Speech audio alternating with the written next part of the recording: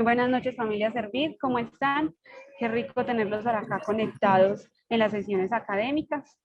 En el día de hoy nos va a estar acompañando lo que es Nazli Pérez. Ella es psicóloga con un diplomado en rehabilitación cognitiva del CEIS. Asimismo es auxiliar terapéutica de apoyo conductual positivo. Ella tiene 14 años de experiencia en el campo con tratamientos neurológicos y de conducta de niños y adolescentes. Realmente ahí podemos ver que todos nuestros profesionales tienen una alta experiencia, un alto bagaje en estos temas de salud mental. Les recuerdo a las familias que por favor apaguemos los micrófonos. Y la verdad es muy rico tener este tipo de profesionales acá con nosotros.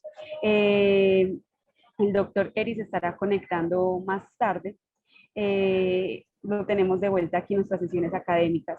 De igual manera, le doy paso al director, al doctor Ramón Eduardo Lopera, para que nos dé un saludo y para que le entra a nuestra psicóloga. Doctor. Bueno, gracias, María. Les doy un saludo muy especial a todas las familias que vienen con nosotros acompañándonos. Veo que ya hay 29 asistentes en esta reunión y esperamos subir a más de 50, porque cada día nos consolidamos en esta estrategia comunicacional periódica los días miércoles de 7 a 8 de la noche. Hoy trataremos de ser muy puntuales. Recordemos, familias, que nos vemos los días sábados de 9 a 10 de la mañana, un encuentro ya más desde el equipo psicosocial, en donde también yo tengo la oportunidad de darles un saludo.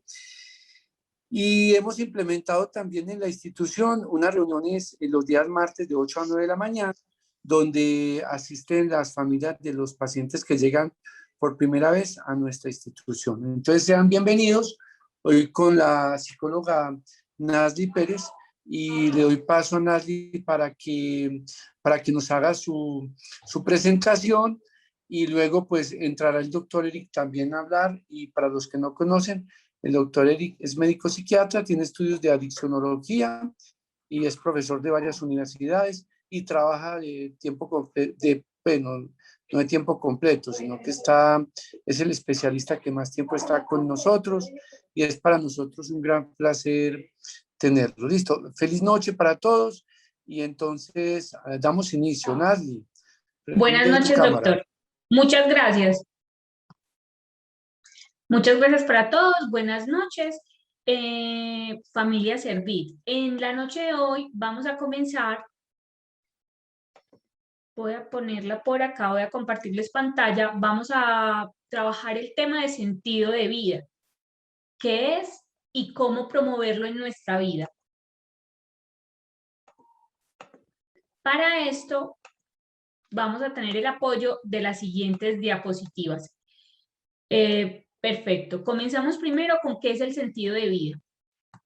En esta parte del sentido de vida es importante comenzar con una definición desde la espiritualidad, la filosofía y la logoterapia, siendo esta última el centro que nos convoca en la noche de hoy. En esa parte del sentido de vida es una pregunta existencial que nace desde la espiritualidad, mencionando que es un camino de autoconocimiento y que está planteado desde hace muchos años o miles de años en las diversas tradiciones espirituales. Luego, desde la filosofía, nos hace como una triada. Esta triada está entre conciencia de unidad, que se refiere a la persona vista como miembro de una comunidad, más la vida interior, que es el autoconocimiento que la persona tiene de sí misma, y tercero, los legados que se dejan en la humanidad, en el pasado, presente y futuro. Y desde ahí, la filosofía lo menciona entonces que el sentido de vida se transversaliza desde esas tres esferas. Luego, vamos a hacer énfasis en la logoterapia, que es el tipo de teníamos en Servit con muchos de nuestros pacientes que llegan con depresión o trastornos de ansiedad. En la logoterapia, recordemos que la logoterapia es una terapia enfocada en la motivación, fundamentada en la persona y en la búsqueda de sentido. Su mayor exponente o con quien comenzó esto fue Viktor Frankl. Él mencionaba a través de un libro muy interesante que es El hombre en busca de sentido, mencionaba la importancia de conocerse a sí mismo a través de un carácter filosófico, buscando un significado de su propia existencia en el contexto que estuviese y desde ahí la manera en cómo esta persona podría tomar decisiones a favor de su vida y no en contra. Por lo tanto, entonces vamos a mencionar para Frankl o Viktor Frankl qué significaban esa logoterapia o desde dónde partía. Él mencionaba 4 tipos de neurosis. Estas neurosis eran las problemáticas en que las personas llegaban a consulta en aquel entonces y que hoy las vemos muy comunes. La primera que observamos es la noogénica. Esta habla de un vacío existencial, muy similar a lo que actualmente conocemos con la parte de depresión, donde mencionan que no le encuentran significado a la vida, que tienen un sentimiento de desesperanza, pérdida de una sensación significativa por vivir. El término de desesperanza los cobija todo el tiempo. Luego está una colectiva. Esta colectiva está relacionada, como su nombre lo indica, en una neurosis enfocada en la temporalidad. Actualmente tenemos muchos pacientes que nos llegan desde acá. ¿Por qué? Por el tema de pandemia, por el tema de las redes sociales, la parte de ciberadicción, donde se enmarcan entonces en 4 aspectos de una neurosis colectiva. La primera sería el fatalismo, que es creer que todo tiene una causa externa. Yo estoy mal porque el otro está haciendo esto, porque el colegio es virtual, porque todo es de fatalismo y enfocado en el otro. Nunca se asume él mismo como alguna dificultad o con alguna problemática. Luego llegamos a la segunda, que es el fanatismo, y es donde idealizamos las propias creencias y no toleramos las de las demás personas. Acá llegan muchos de nuestros pacientes con baja tolerancia a la frustración y donde consideran que solamente su ideal y que solamente el pensamiento que él tiene es válido. Encontramos varias personas entonces que tienen fanatismo con varios grupos musicales o con diferentes tribus urbanas que se ven actualmente. Y desde ahí necesitamos confrontarlos con la realidad. La otra que tenemos es la falta de atención al futuro. Son personas que no se preocupan por un futuro, que solamente están viviendo el momento o se quedan ancladas como tal en un pasado y son demasiado nostálgicas. Y la falta de atención también al futuro y de proyectarse crea una sensación de vacío existencial. Y por lo general son reforzados en los grupos sociales con las diferentes amistades que se tengan. Por último, en esta neurosis colectiva tenemos la conformidad o pensamiento colectivista. En este entran muchos y nos hemos dado cuenta que a pesar de que hemos avanzado mucho en tecnología, la tecnología también en cierta medida nos ha traído muchas desventajas de acuerdo al manejo que se le han dado.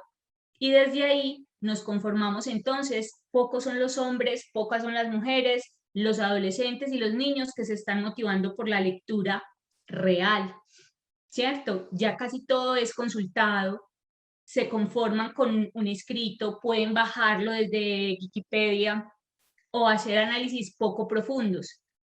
Se vuelven un poco conformistas y mediocres en la presentación de trabajos y en la presentación y establecimiento de vínculos afectivos. Por eso es importante que observemos entonces el contexto donde nuestros hijos, nuestras familias están viviendo actualmente. Si el contexto donde yo vivo aporta a una de esas 4 neurosis. La siguiente, esta es muy conocida y coloquialmente la llaman la neurosis del domingo o también la neurosis de la desocupación. En este corre-corre en que va la vida, hemos llegado a un vacío existencial cuando no nos sentimos productivos o cuando sentimos que ya no estamos trabajando de la misma manera y obteniendo el mismo reconocimiento social, el mismo reconocimiento monetario y el mismo reconocimiento a nivel emocional. ¿Esto qué genera? Genera en la persona, nuevamente volvemos al título de vacío existencial, donde la persona empieza a sentir apatía, sentimientos de inutilidad por falta de metas vitales, porque siente que ya ha cumplido lo que debería de tener para su edad, por su trabajo, por su condición socioeconómica. Y es importante entonces que nosotros como padres de familia y también como profesionales nos cuestionemos a dónde hemos llegado. ¿Tenemos este vacío existencial o aún tenemos motivación?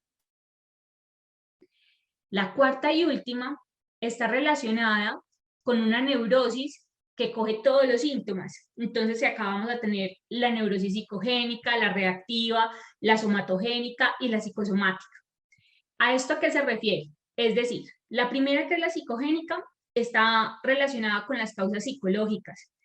Estamos hablando de las actitudes, de los pensamientos y de los comportamientos, cómo actúa la persona, donde está perdiendo motivación e interés por lo que antes le causaba alegría, ¿cierto? Y se sume en un sentimiento de tristeza absoluta y desesperanza. Esa sería la psicogénica. La reactiva se debe a una respuesta intensa del organismo a la presencia de síntomas psicosomáticos. Estamos hablando, actualmente tenemos un dolor de garganta, tenemos un dolor de colon, se nos fue la voz, no estoy escuchando bien, tengo dolor de cabeza. Aquí utilizamos algo muy puntual y es la enfermedad como camino. Muchas veces no expreso lo que tengo que expresar a la persona que es, me lo guardo, me lo callo y desde ahí empieza a procesarlo todo mi cuerpo y empieza a somatizar las emociones, los sentimientos y aquellas actitudes que yo no pude expresar a la persona indicada. La última que tenemos es la somatogénica, que se debe a una disfunción biológica. Una de las que se ven muy comunes es cuando sufrimos de la tiroides, el hipertiroidismo, y está relacionado y afecta mucho la parte de la segregación de hormonas a nivel cerebral.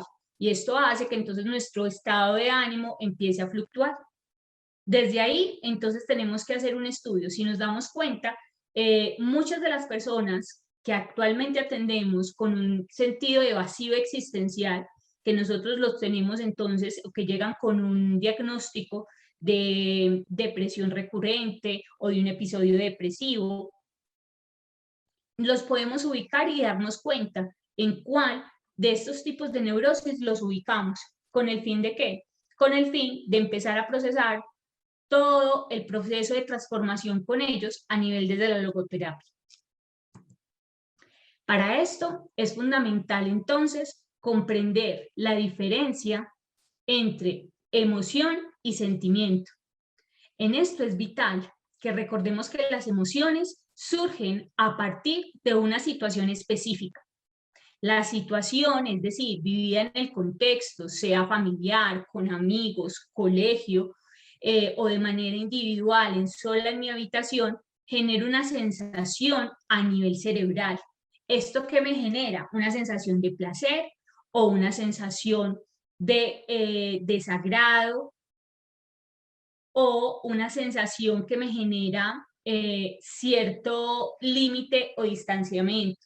Esta sensación más la situación va a generar lo que conocemos actualmente como las emociones.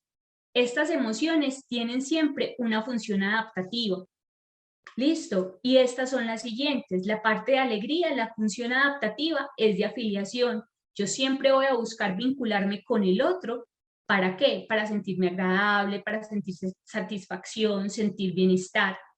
En la parte del asco, que sería entonces, es completamente una función adaptativa de rechazo.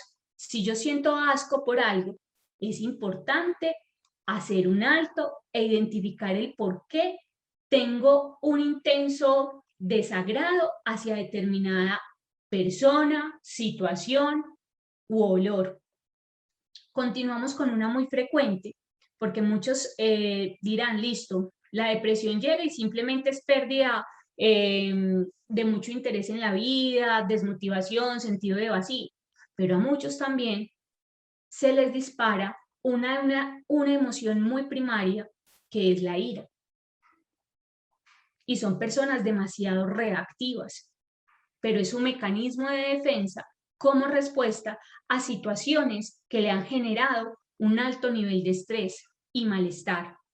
Es entonces la ira necesaria para generar una función adaptativa de autodefensa. Es la manera en cómo yo me defiendo porque me estoy sintiendo indignado ante determinadas situaciones. Ahí es importante identificar cuáles son aquellas situaciones, personas, circunstancias que me generan a mí indignación. Algo que nosotros utilizamos mucho en terapia es poder identificar cuáles son mis no negociables o qué no estoy dispuesto a tolerarle al otro. Continuamos luego con la emoción primaria del miedo. El miedo tiene una función muy grande a nivel adaptativo y es la parte de protección. Busca siempre proteger a los demás. Desde ahí, ¿a partir de qué? Cuando yo siento una amenaza, un peligro o un dolor supremamente fuerte. Es cierto que cuando nacemos, no nacimos con ninguna de estas emociones primarias, que estas como tal se van desarrollando después del contacto social que se vaya estableciendo con los primeros vínculos afectivos y las figuras de apego, madre, padre o la cuidadora que va a ser esa figura para mí representativa. Es por eso importante que en el vínculo familiar o en el vínculo que se establezca tengamos muy claro cómo expresar estas emociones de manera adaptativa y no de manera punitiva. Luego continuamos con la parte de sorpresa. Esta sorpresa es una de las emociones primarias que casi nunca se trabajan, porque por lo general se trabajan las 4 primeras: alegría, asco, ira y miedo. Lo que es sorpresa se va dejando de largo. Y esta es importante, porque es la exploración. Recordemos que en las primeras etapas de desarrollo, del primer año a los 2 años, estamos en un periodo de exploración continuo y nuestro desarrollo cognitivo o a nivel neurológico se basa mucho a partir de la exploración que haga a través de mis sentidos. Es por eso importante la estimulación y mirar desde ahí qué es lo que me genera asombro y qué es lo que me genera malestar. Pero ¿cómo lo identifico? A través de la exploración. Si a mí me desagrada muchísimas situaciones de mi hijo, de mi hija, debo de explorar muy bien el por qué me están desagradando, qué me está reflejando del otro, qué es lo que yo no comparto de esa situación o qué es lo que yo estoy reflejando. Porque muchas veces en estas emociones primarias, la primera persona que se refleja es uno mismo y luego el otro. Por último, encontramos una que es supremamente importante también y es la tristeza. La tristeza es entonces esa sensación de desdicha, de infelicidad y de vacío en muchas circunstancias, pero un vacío que se siente prolongado, de mucha desesperanza. Esta parte de tristeza es importante mirarla como una función adaptativa. Es importante sentir tristeza, nostalgia. ¿Para qué? Para poder reintegrar, para poder asociar nuevamente y transformar una situación dolorosa, una situación tormentosa, como un aprendizaje significativo en mi vida. Si no lo puedo percibir, si no lo puedo abordar de esa manera, es entonces que requiero un acompañamiento. Porque la idea es que sintamos cada una de estas emociones y no nos quedemos solo con una. Solo en alegría, solo en miedo, solo en tristeza. La idea es que podamos pasar por todas a medida que vamos fluyendo y de manera calmada, tranquila, sin hacerle daño al otro ni hacerme daño a mí mismo. En las técnicas de logoterapia utilizamos 4 muy importantes. La primera que les vamos a mencionar nos va a ayudar a la persona que tenga bajo sentido de vida a que logre encontrar esa motivación intrínseca, no externa, porque lo que buscamos con el sentido de vida es que realmente comience desde un autoconocimiento y no solamente por el estímulo externo que recibo. Desde ahí la primera es el diálogo socrático. Su nombre lo indica, vamos a dialogar, pero también vamos a desafiar un poco las ideas irracionales que tenemos. En esas ideas irracionales vamos a encontrar ciertas distorsiones cognitivas, como o todo es blanco o todo es negro. Generalizo y todo lo que estoy mencionando, así es, a mí todo me sale mal. En lugar de decir, en varias ocasiones de la semana he tenido episodios en los que no han fluido las cosas de la mejor manera. Estos pensamientos irracionales deben de tener una gestión emocional y lo que nosotros buscamos es que hagan esta transversal del proceso de gestión emocional. Lo primero que buscamos es que el paciente logre identificar el contexto donde suceden los hechos, la situación como tal, que la logre narrar. Y tercero, las personas que estuvieron involucradas o si solamente estuvo una persona involucrada, que es él mismo o ella misma. Porque es importante analizarlo desde ahí y se entra a mirar la racionalización. Porque el contexto puede ser el peor lugar, puede ser un factor alto de riesgo para promover el enojo, para promover la desesperanza o para un consumo. Pero qué curioso que a pesar de que yo tenga 4 hijos que han crecido en ese mismo contexto, el único es Julanito, Peranito, por el que está pasando esta situación, donde no logra identificar y toma malas decisiones a pesar de que tuvo el resto de acompañamiento en un contexto y con una familia de la misma manera. En la logoterapia lo que nosotros buscamos es que él vea y racionalice, piense muy bien y tome una conducta reemplazo. Un pensamiento de quitar toda la parte de frustración y aprender de esa frustración, hablar acerca del pensamiento reemplazo. Está bien sentirme triste, está bien sentirme frustrado, está bien sentirme con enojo y lo voy a vivir, pero no me puedo quedar en ese pensamiento y en esa emoción. La idea es poder llegar a una conducta reemplazo. Si no logra hacer esto, se vuelve un bucle, donde siempre, o en un círculo vicioso, donde siempre se va a repetir la misma situación y él va a actuar o ella va a actuar de la misma manera. ¿Por qué? Porque no sabe gestionar su emoción. Y es por eso tan importante que desde el diálogo los llevemos a ellos a analizar o a nosotros mismos cuál es el entorno, cuál es el pensamiento y cuál es la conducta que yo estoy presentando que me lleva a no actuar de la mejor manera. Continuamos luego con la segunda técnica, que es desreflexión. La desreflexión se involucra en tener una atención excesiva hacia 2 puntos.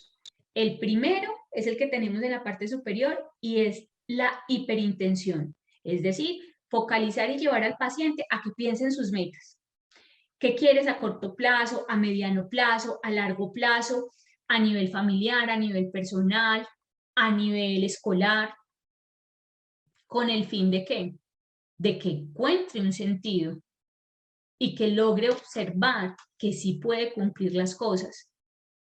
Si se logra tener una memoria de éxito frente a los logros que alcance la persona a corto, mediano y largo plazo, va a tener entonces una huella anémica acerca de algo exitoso que logró en su vida. Y va a ser más fácil entonces, cuando enfrente una situación similar, actuar de esta manera. Por eso ubicamos entonces la hipertensión siempre en nuestros planes de tratamiento. Luego tenemos otra, y es hacer desreflexión a partir de los problemas, es decir, centrar toda la atención en la problemática. Por lo general, empezamos la terapia con todo el reconocimiento de los problemas que el paciente o la paciente hayan tenido a nivel personal, a nivel familiar, a nivel del grupo social secundario, que sería el contexto escolar, la pareja o el trabajo.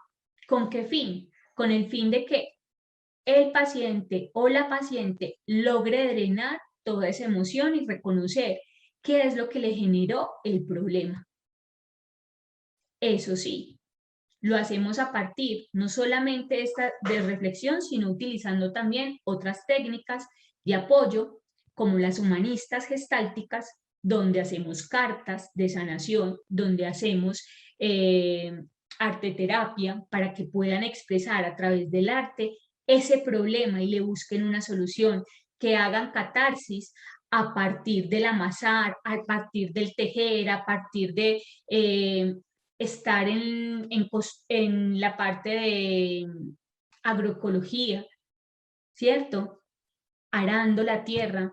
Se busca entonces que desde ahí los talleres que nosotros tenemos transversales logren llegar a una hiperreflexión, pero de una manera más gestáltica, no solamente narrativa, sino también desde la vivencia.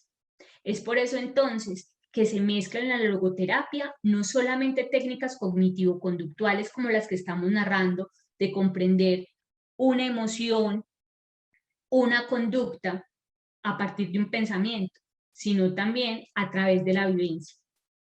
Continuamos luego con la confrontación. En la confrontación es importante que ustedes entiendan, nosotros desde clínica lo llamamos o lo mencionamos como señalamientos. Los señalamientos que se hacen deben de llevar al paciente a identificar cuáles son sus incongruencias entre emoción, pensamiento y conducta, y en el contexto donde vive, con el fin de que aprenda a ser coherente entre emoción, pensamiento, conducta, a pesar de que esté en el contexto, disculpen, en el que esté o en el que se desenvuelva. Por último, tenemos entonces una muy bonita que se llama la intención paradójica. Digo que es muy bonita de manera sarcástica, específicamente porque lo que buscamos trabajar es la contradicción todo el tiempo. Si es un paciente que le cuesta muchísimo conciliar el sueño, en una fase intermedia del plan de tratamiento, lo que vamos a buscar con él es llevarlo a que experimente situación de no voy a dormir. ¿Tienes problema para dormir? Perfecto. Entonces, ¿cómo lo vamos a manejar? Vamos a exponerte a que no duermas durante un día completo. El estar haciendo lo que genera el problema va a generar una intención paradójica y va a ser la reflexión. Ese día, con mayor razón, va a querer dormir y va a dormirse más fácilmente. ¿Por qué? Porque su atención estuvo focalizada de manera diferente en el problema. Otra que se utiliza muchísimo acá es: estoy demasiado triste, estoy muy mal, tengo un vacío existencial muy grande, y en ese vacío existencial tan grande que puedo observar o que puedo movilizar, debo de expresar puntualmente todo lo que me genera tristeza, todo lo que me genera ansiedad. Estamos exponiendo a la persona a ese temor o a ese malestar de vacío existencial. Lo utilizamos también mucho con los chicos que tienen miedos a los insectos, miedo a la oscuridad, miedo social o fobia social, como la nombran últimamente de acuerdo al CIE-11, perdón, donde los exponemos en diferentes contextos para que vayan experimentando la sensación y de esta manera logren disminuir el temor. Estas técnicas que podemos emplear nos van a favorecer muchísimo a partir de la reflexión y el enfoque terapéutico que dé cada psicólogo. Desde familia es importante que ustedes las conozcan y puedan decir, podemos utilizar esta intención paradójica con nuestro hijo que tiene un temor, o podemos utilizar más esta confrontación porque siempre tiene ya las rutinas establecidas, tiene todo completamente organizado y no es capaz de cumplirlas. Hay que hacerle los señalamientos y establecer entonces una hiperreflexión desde su problemática. Vamos a concluir entonces desde acá en cómo gestionar ese sentido de vida, cómo lo vamos a promover. vamos a tener 5 pasos fundamentales. El primero es vivir tus emociones plenamente o tus estados emocionales plenamente. Para poder hacer esto, primero tenemos que darnos cuenta qué es lo que siento, localizar físicamente dónde siento esa emoción, ponerle un nombre, si es alegría, miedo, tristeza, enojo, asco, cuál es o si son varias y el por qué la siento. Buscar el origen de esa emoción, de ese sentimiento y el por qué se encuentra allí. Darle en cada momento la importancia que tiene y a la emoción la importancia que tiene. Estoy triste, voy a sentir la tristeza. Eso no quiere decir que voy a quedarme todo el día llorando, dejando de trabajar. No, voy a sentir mi tristeza, voy a ir a trabajar, pero no voy a aparentar que estoy feliz. Estoy triste porque tuve cierta dificultad con mis hijos o porque no me salió algo de la manera que esperaba en el trabajo, pero hay que reconocer cuál es la emoción como tal y sentirla, no ponernos máscaras o caretas ante esto. Lo segundo es aceptar las pérdidas aunque causen dolor. No estamos hablando solamente de pérdidas a nivel personal por duelos porque personas hayan fallecido, sino también pérdidas a nivel de logros. Y hay que encontrar siempre, después de una pérdida, cuál es la trascendencia que le vamos a dar o el aprendizaje que obtuve de esa pérdida. Tan sencillo como el ejemplo del examen. ¿Por qué perdí el examen? Ah, porque no estudié, pero ¿qué debo de hacer? Debo estudiar muchísimo más para la próxima. Otra pérdida que tuve, perdí mi grupo de amigas. ¿Y por qué lo perdí? Porque estaba mal relacionada, porque estaba diciendo mentiras, porque fui muy deshonesta. Entonces, ¿cuál fue el aprendizaje de esto? El proceso de honestidad, que para nosotros es fundamental en todo proceso terapéutico. El tercero que recomendamos es la parte de cambiar la culpa o la palabra culpa por responsabilidad. Recordemos que siempre nosotros tenemos la responsabilidad de nuestras acciones, no la culpa. Y en un conflicto siempre hay dos partes y ambas partes deben de tener cierto grado de responsabilidad, si no, no se daría un conflicto como tal. Tercero, bueno, ya lo mencionamos, cambia la culpa por responsabilidad. La cuarta sería cultiva la integridad y la autenticidad a partir del autoconocimiento. Por eso para nosotros es vital que ustedes siempre se pregunten, ¿quién soy yo? ¿Qué hago? ¿Qué me gusta? ¿Qué no me gusta? ¿Cuáles son mis hobbies? También identificar muy bien cuáles son mis fortalezas, mis aspectos a mejorar, qué oportunidades de mejora son las que tengo a nivel personal, familiar, laboral, porque solamente nosotros nos enmarcamos en una, sea en la parte laboral o nos quedamos solamente en la parte social, y la idea es integrarlo completamente.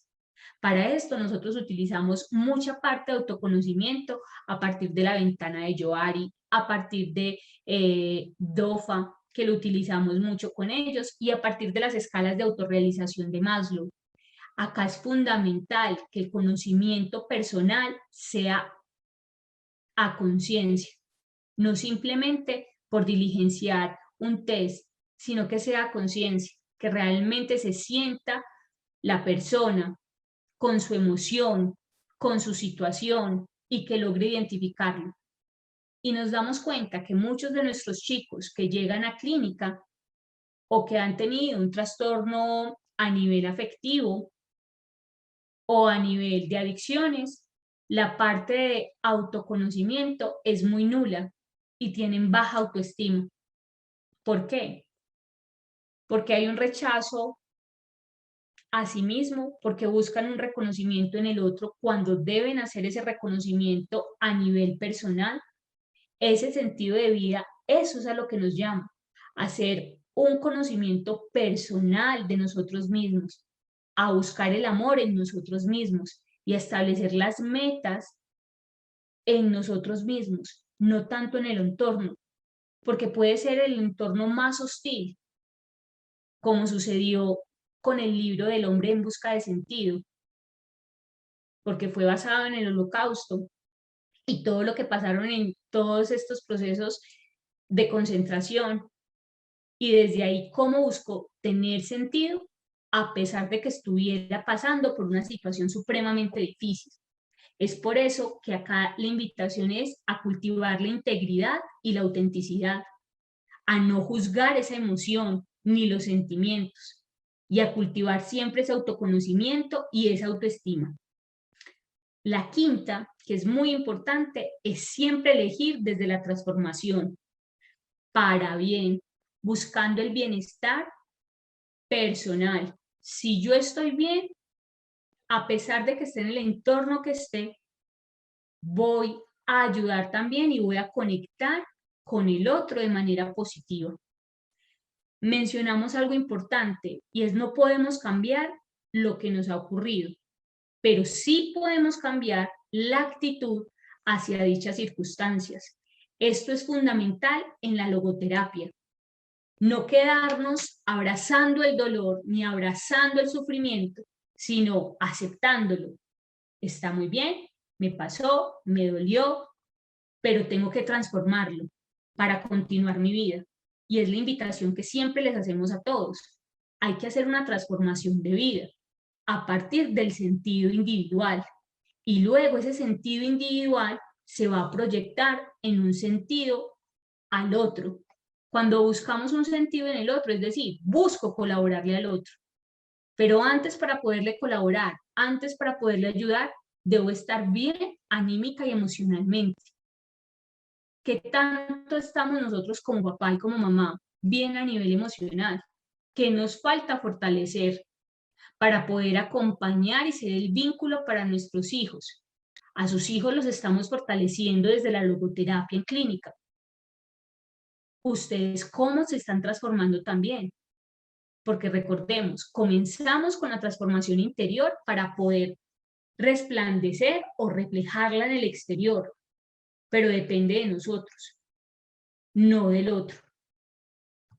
Es por eso que para concluir como todo el tema del sentido de vida, ponemos esta frase: al hombre se le puede arrebatar todo, salvo una cosa, la última de las libertades humanas. Y la última de las libertades humanas es la elección de la actitud personal ante un conjunto de circunstancias para decidir así su propio camino. Está en cada uno de nosotros realmente asumir una actitud diferente de la vida que estamos viviendo. ¿Es la que nos tocó? Sí, pero depende de nosotros transformarla, verla de una manera distinta, asumirla de una manera diferente. Y es la invitación que nosotros, con el tema académico de hoy, queremos hacer a las familias.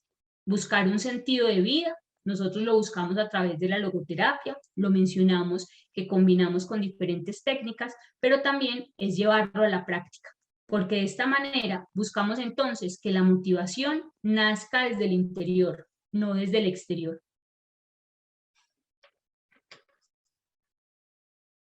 Quedamos atentos en este momento para todas las inquietudes o dudas que tengan acerca del tema.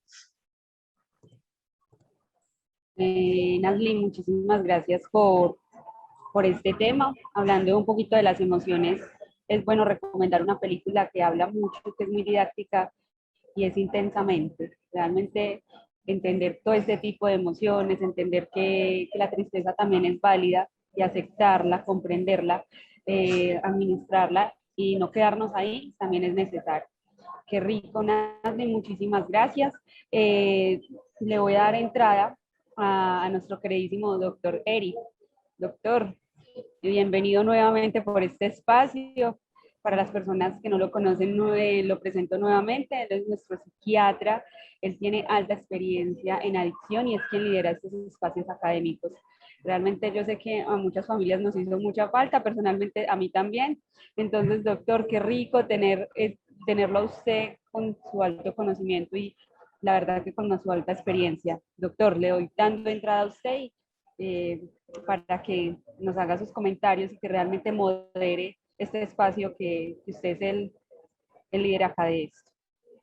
Muchas gracias, Ana. Muchas gracias, Nasli, también por el tema pues tan importante que nosotros observamos en una gran cantidad de nuestros pacientes cuando llegan a nuestros servicios, ¿no? Como una de las características como tan importantes que se vino justamente como con la pandemia, ¿no? Fue precisamente la pérdida como de la orientación, del sentido de vida que llegamos a tener, pues en general, como todos los seres humanos, ¿no? Como teníamos nosotros tal vez como un plan a lo mejor ya bien establecido, ¿no? Que queríamos viajar, que queríamos visitar a nuestra familia, que queríamos pasar momentos como con ellos, que queríamos seguir socializando, que queríamos seguir realizando nuestras actividades deportivas o lo que quiera que sea. Y viene una condición en donde no tenemos absolutamente ningún control de que esto pasa, como lo es la pandemia mundial. Y esto nos termina generando, pues una pérdida muy importante de ese rumbo que nosotros tenemos. Es basado justamente como en esta conceptualización del sentido de la vida, que por eso podemos un poco empezar a observar cómo la pandemia ha sido un factor tan importante precisamente para el desarrollo de pues, tantos trastornos del estado anímico, principalmente depresión, sobre todo en el caso de los adolescentes, pero pues también en las personas adultas, porque mucha gente se quedó sin el trabajo, mucha gente se quedó sin medio de sobrevivencia, mucha gente se quedó como sin muchas propiedades, mucha gente pasó por mucho estrés. Yo sé que no les estoy hablando de absolutamente nada ajeno a lo que ustedes vivieron cuando se vinieron aquellos primeros meses tan duros que llegamos a vivir como de pandemia, y nosotros con eso precisamente alcanzamos a vivir lo que es justamente tener una pérdida justamente de esa orientación de nuestro plan, de nuestro sentido de vida y demás en cuanto a este sentido, ¿cierto?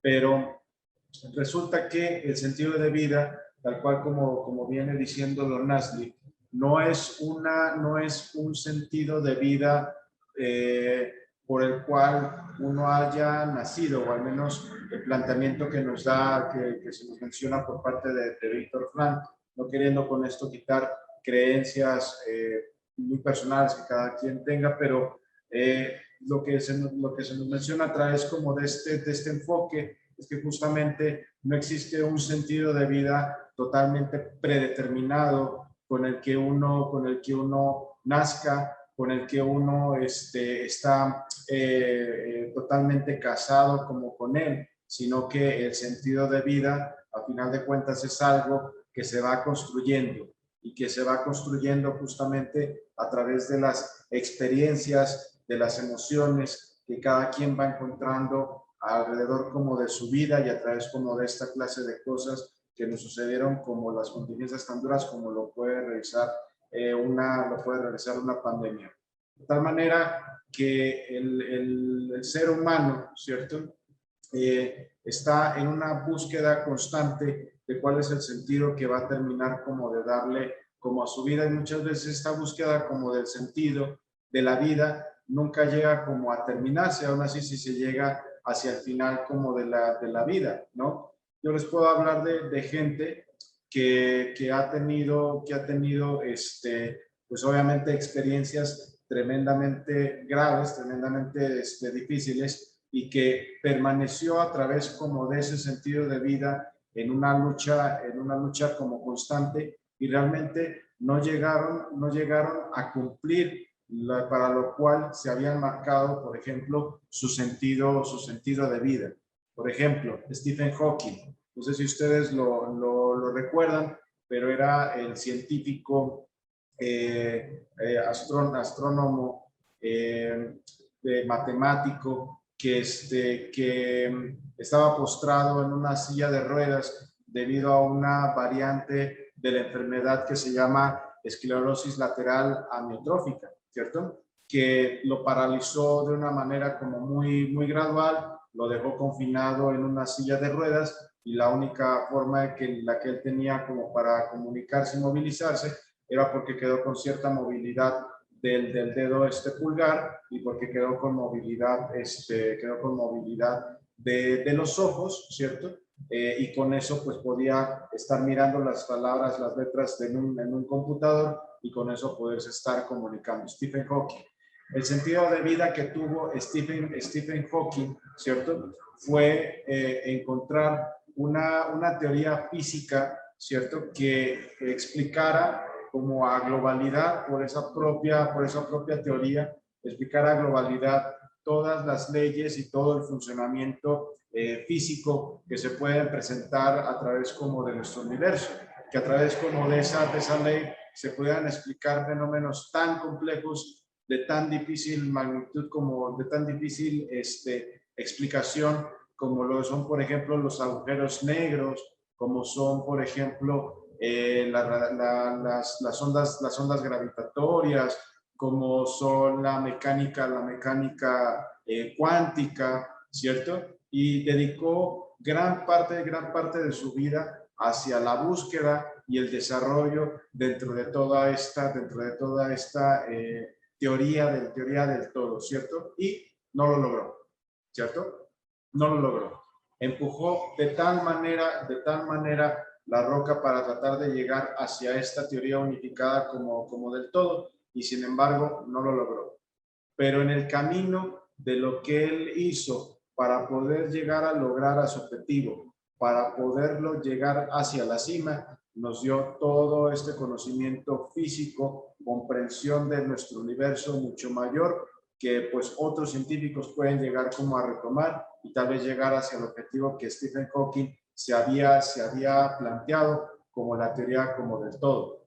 Y Stephen Hawking tuvo pues la pérdida completamente de su movilidad, tuvo la pérdida completa de su independencia. Había que ayudarlo a levantarse, había que ayudarlo a ponerse el pañal, había que ayudarlo a cambiarse, había que ayudarlo a comer, había que ayudarlo a hacer todo aquello que uno da por sentado, ¿no? De que, pues me levanté y me cepillé los dientes y comí, desayuné, y no sabemos y no valoramos porque pues lo tenemos tan cotidianamente lo complejo que termina siendo esto. Y Stephen Hawking perdió todo esto como por derecho, ¿cierto? Pero él no perdió la parte más importante que termina siendo pues lo que nos hace precisamente como seres humanos, nuestro cerebro y nuestra capacidad como para poder adaptarnos a las condiciones inclusive más adversas, más hostiles que nosotros llegamos a tener. De tal manera que el sentido de vida, ¿cierto? También es como un jardín, ¿cierto? ¿Por qué quiero tener un jardín? Simplemente porque lo quiero tener, ¿cierto? No quiero tener un jardín tal vez por nada más, simplemente porque quiero tener un jardín. Pero ¿qué cuesta tener un jardín? Horas de sol, gasto, es tenerse que estar recogiendo la tierra, ensuciándose las manos, espinándose con las hojas que estoy arrancando, llenarse de alergias de la mala hierba, de pronto cortarse con el hecho como de unas tijeras, de las herramientas que yo estoy usando, ¿cierto? Toda tarea, a final de cuentas, acarrea cierta parte como de sufrimiento. Pero es a través como de esa significación, de esa resignificación que llegamos a hacer de nuestro sufrimiento, que precisamente es que nosotros vamos encontrando nuestro sentido de vida. Como decía Nasty, identificar y aceptar que está bien sentir, que está bien sufrir, que está bien frustrarse, que está bien y aceptar las emociones, las experiencias que se nos presentan, ¿cierto? A raíz de lo que nos está sucediendo en el medio externo, ¿cierto? No es sencillo, requiere como de mucho trabajo, pero es algo de lo que nosotros hacemos en clínica a través de las distintas estrategias como Nasli les estuvo como explicando, ¿cierto? Y bueno, ahora después de dar un poquito como de estas palabras también, yo quisiera dar paso a ustedes si tienen alguna duda, alguna reflexión al respecto como del tema. A mí me gustaría escuchar experiencias como por parte de ustedes, ¿cierto? Si es que las tienen y si es que las quieren compartir, ¿cierto?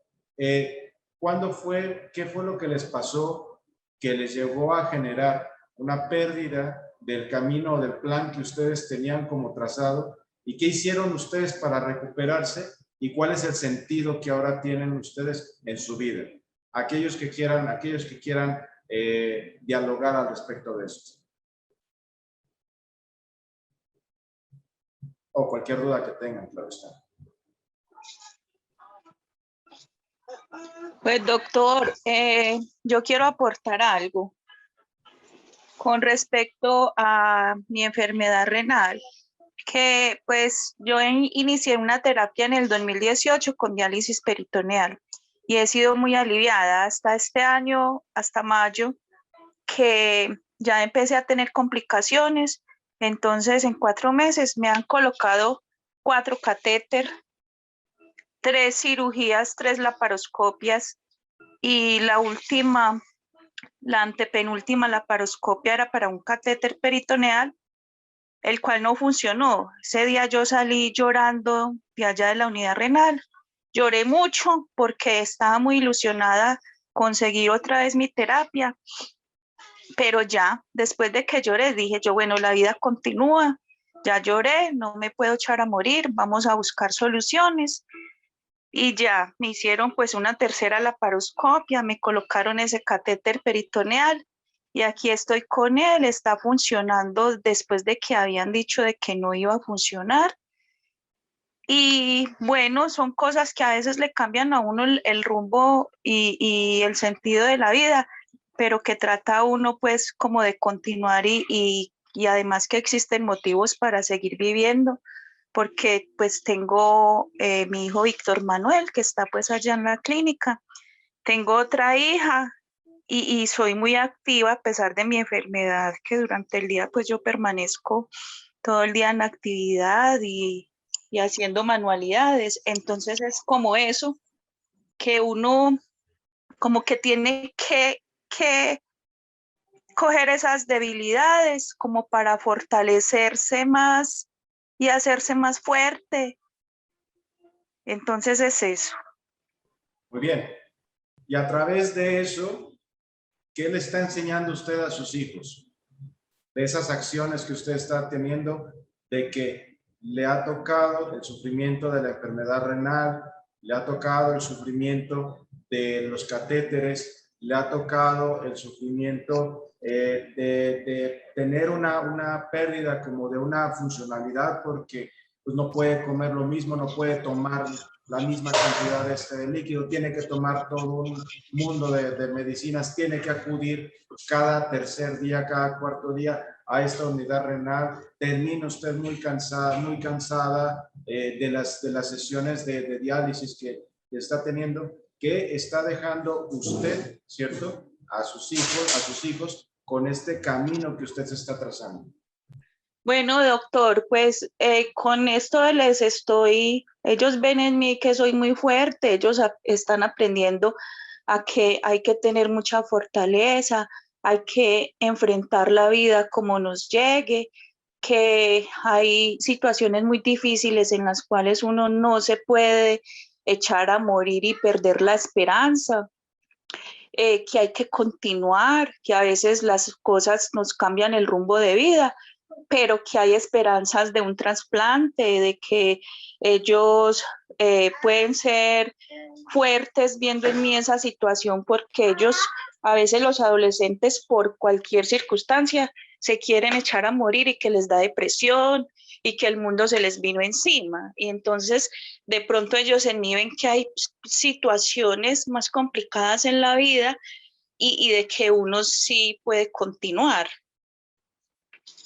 Eso es exactamente, ¿cierto? A lo mejor puede pensarse como que el objetivo de su vida es que sus tataranietos, ¿no?, terminen tremendamente realizados y que no tengan que pasar por los sufrimientos que han pasado sus generaciones como ustedes. Bueno, no le va a tocar ver eso.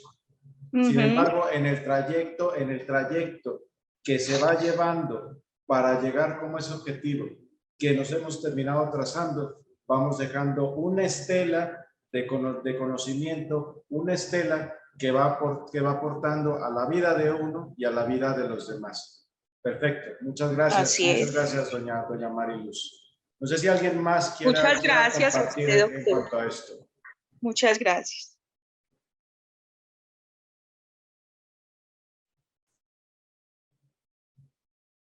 Si alguien más quiera compartir en cuanto a esta situación.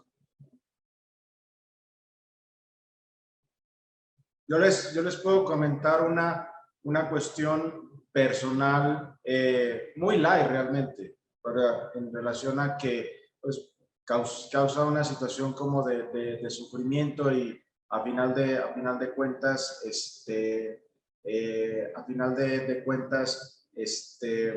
pues es parte como del trazarse como un punto, como de un sentido de vida. Yo en el desarrollo de mi especialidad, ¿cierto? No es por chicanear ni vanagloriarme ni nada, pero yo tuve un nivel de sobresaliencia, ¿no?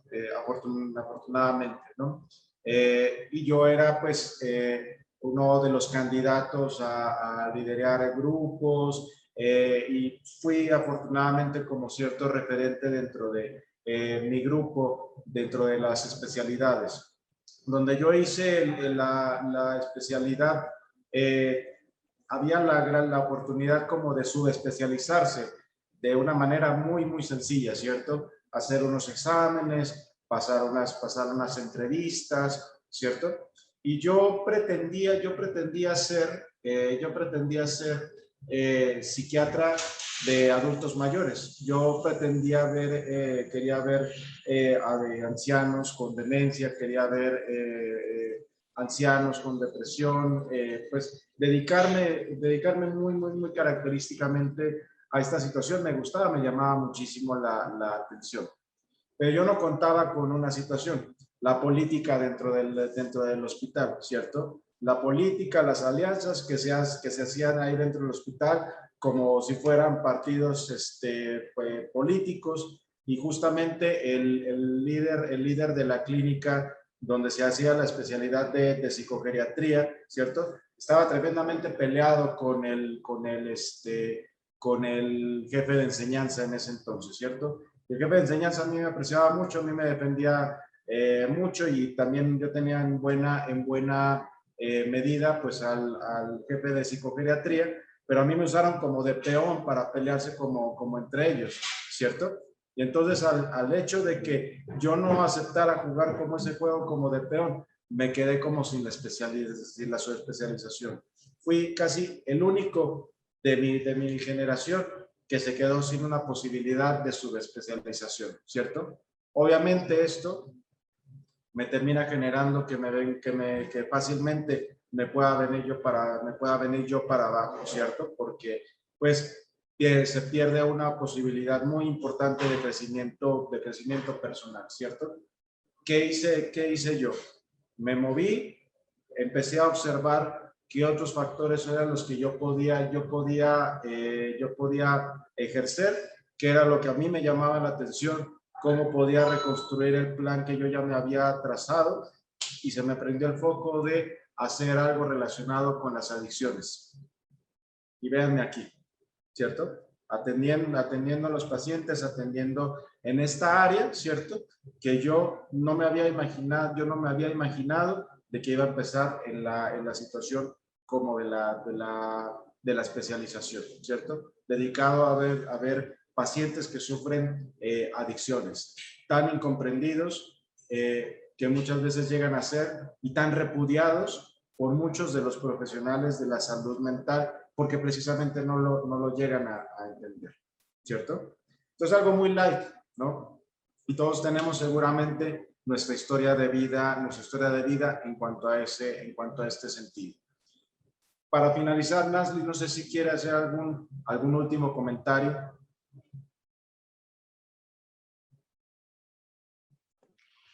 Claro que sí, Sí. doctor.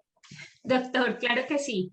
Quería mencionarles a todas las familias que realmente los procesos de intervención que se hacen con los chicos en clínica nos ha permitido observar un antes y un después desde la motivación personal y desde el cambiar las ideaciones suicidas, el cambiar las rutinas, los nuevos hábitos que tienen, disminuir los pensamientos también suicidas que han tenido por la baja motivación a través de la logoterapia ha sido muy significativo y han sido experiencias muy bonitas que nos permiten observar grandes logros con los chicos en la clínica. Muy bien. Muchas gracias, Nasli.